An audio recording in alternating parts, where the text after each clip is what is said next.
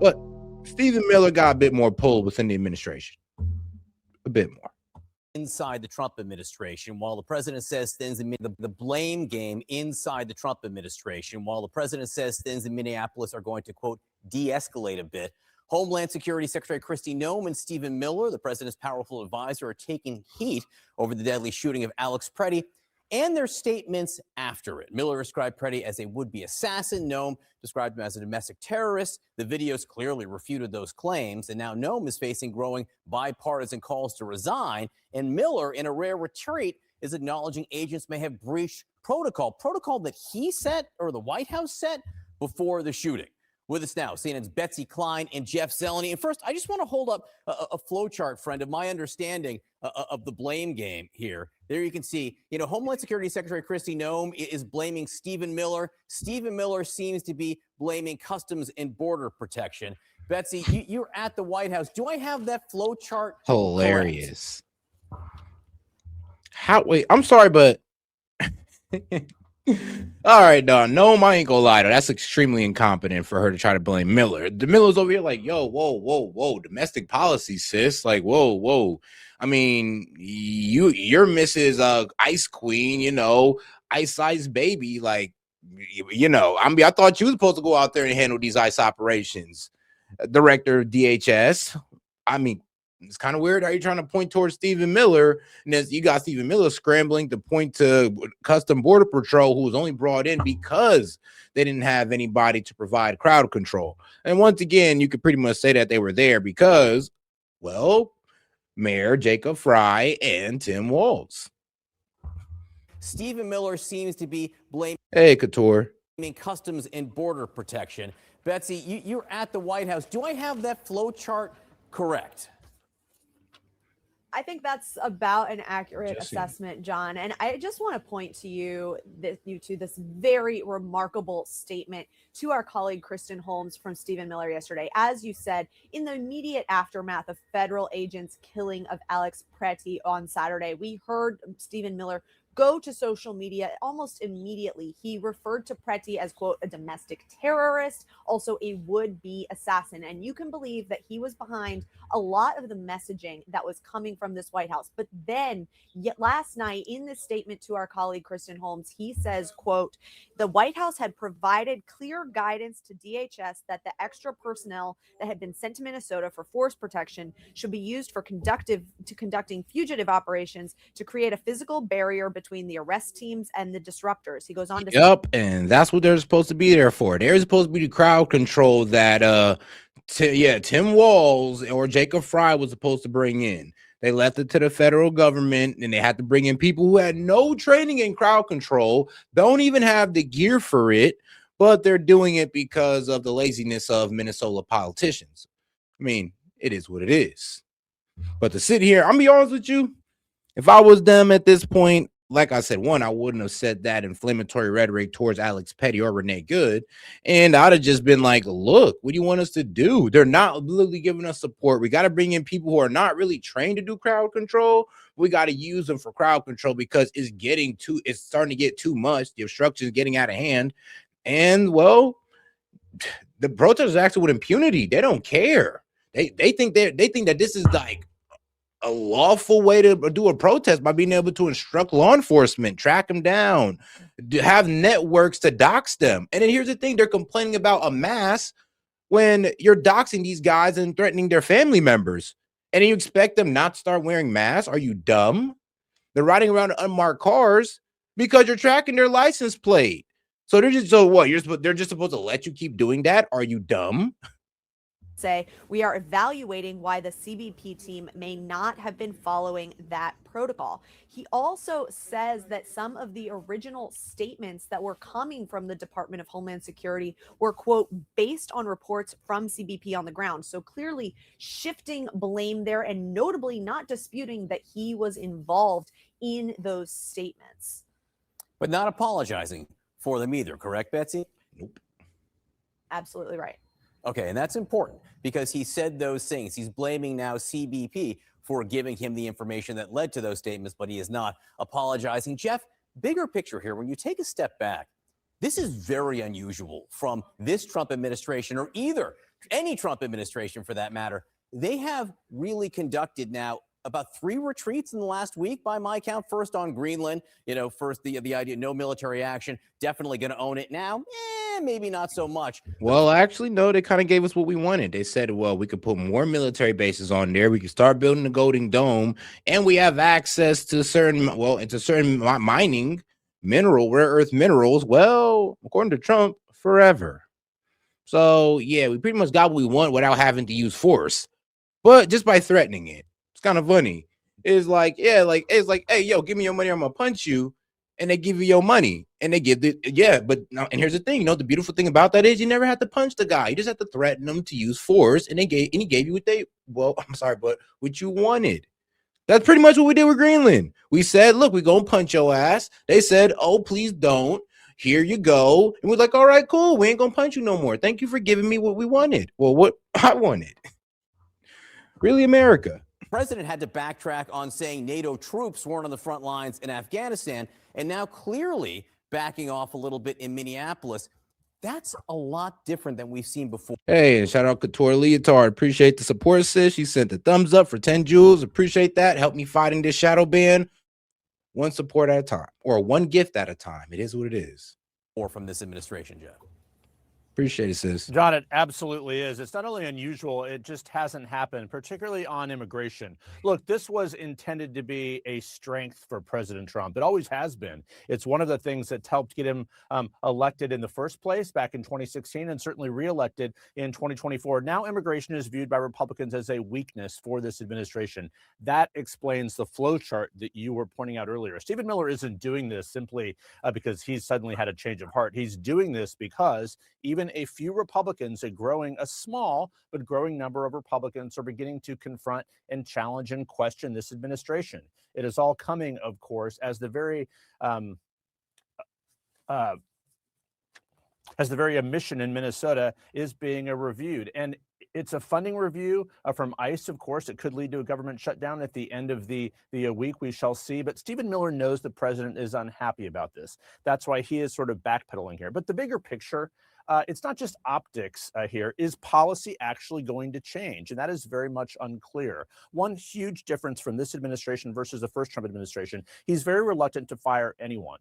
In the first administration, people were being fired all the time, week by week. That has not happened. So I do not expect any firings here, but this is a dramatic change of a position here. And keep your eye on Stephen Miller. He's viewed as unless you want to count like Mike Walls, he got demoted.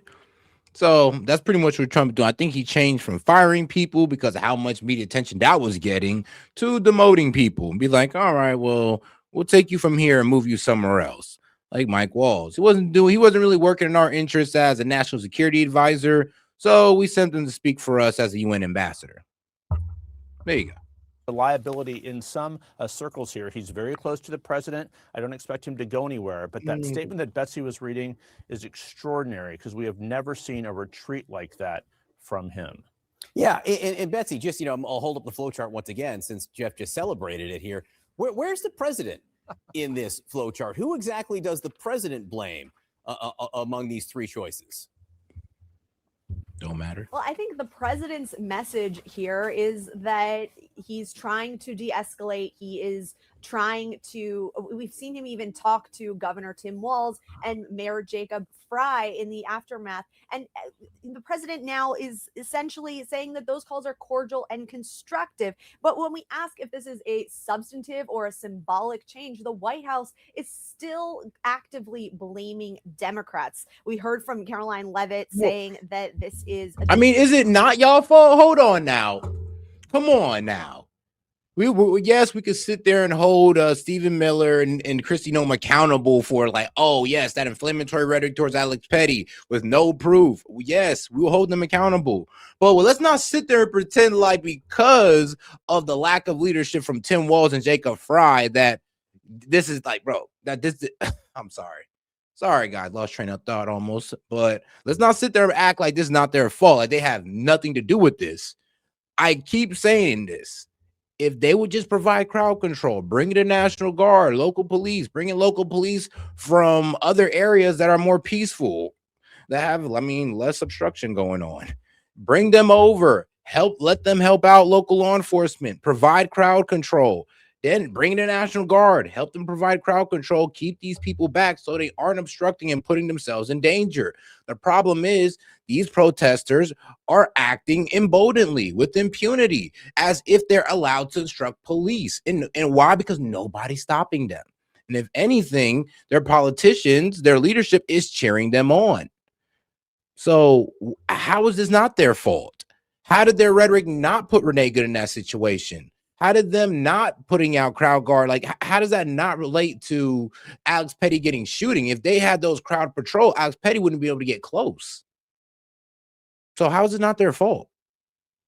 Deliberate and hostile resistance by Democrat officials, blaming the Pretti killing on Democrats. But the question is going to be, what is the change on the ground in Minneapolis here? And President Trump is appearing to indicate that there might be some more substantive changes. We'll just have to wait and see what happens. Yeah, based on how Tom Homan has described the conversations with Tim Walz and the mayor there, and they both have described it, there is a bit of substantive difference there, merely in the dialogue. And very quickly, Jeff, while I still have you here, Republicans on Capitol Hill, how far do you think they're willing to take their criticism? Well, we will see. I mean, it's a growing number, but it's still a very small number of people. But I think the Senate Majority Leader John Thune was interesting yesterday. He called this an inflection point. So everyone is calling for an investigation and more oversight into ICE. Again, that is not something we saw after the Renee Good shooting. So this is a different moment. There is no doubt about it. But again, to Betsy's point, will policies change on the ground? Again, what was a strength of the administration is now a political weakness. A lot of fingers being pointed over the Trump administration's false claim that Alex Pretti, the man fatally shot in Minneapolis, was out to massacre federal agents, an accusation just not supported by the video we've all seen. Multiple sources suggested to Axios that the language gave these they gave these bastards a lifeline. Like, bro, Kristi, Noem, bro, Stephen Miller, y'all gave them a lifeline. If y'all had never said that, we didn't been able to hammer down on the fact that the Dems have done nothing to make this situation better. We didn't be able to hammer down on that. Now you gave CNN fuel to sit here and talk about inflammatory rhetoric all day. Like, thanks for doing that. You gave them something to talk about when all you had to do was shut the F up, man. That's all you had to do. And this is why they're calling this the administration of bimbos. Why? Because we got Pam Bondi and Kristi Noem saying dumb shit. That's why. And I'm not saying that like women in these important positions are all failing. No.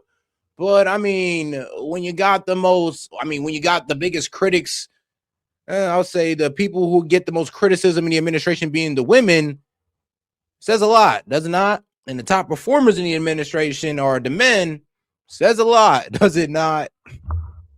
This is why we don't want a female president. I'm gonna be honest with you. This is it right here. Came from the president's hardline advisor, Stephen Miller, with one source saying, quote, Miller gun and knew what the narrative would be. Pretti came to massacre cops. Miller, for his part, said, quote, any early comments made were based on information sent to the White House through Customs and Border Protection. With us now is Mark Caputo, the senior politics reporter for Axios, who really broke this story yesterday. Mark, as always, I'm really excited to talk to you since you were out so far in front of this story. I put together a little flow chart based on your reporting here of who is being blamed and how inside the White House and inside the administration. Homeland Security Secretary Kristi Noem is blaming Stephen Miller. Stephen Miller appears to be blaming Customs and Border Protection. Do I have that correct? He's childish with it. He's like, now look at the graph and tell me. So is this really going on? Is this the blame game that they're playing right here? Is like, bruh. I mean, look, man, if anybody's I know I'm MAGA. Yes, I voted for Trump, but you won't catch me defending this. You will not catch me defending this crazy rhetoric that decided to come out of their mouths. I will sit there and defend what ICE is doing out there in Minnesota, but what those guys said, absolutely unacceptable. And all it did was give these guys a lifeline because they really had no argument until now. I mean, generally, what I do know is that Noem is feeling the heat, obviously on Capitol Hill and elsewhere.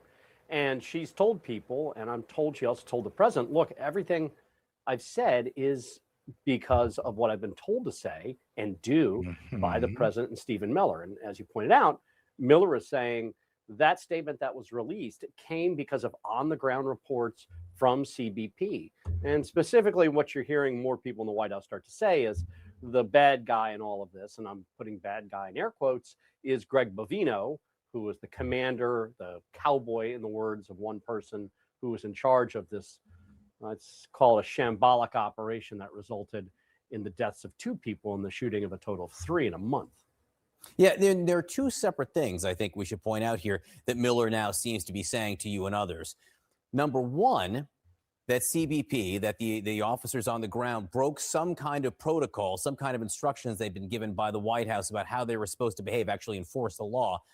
But also Miller is saying that he was told perhaps misleading stuff by CBP. Those are 2 things, but are those both directionally what Stephen Miller is saying now?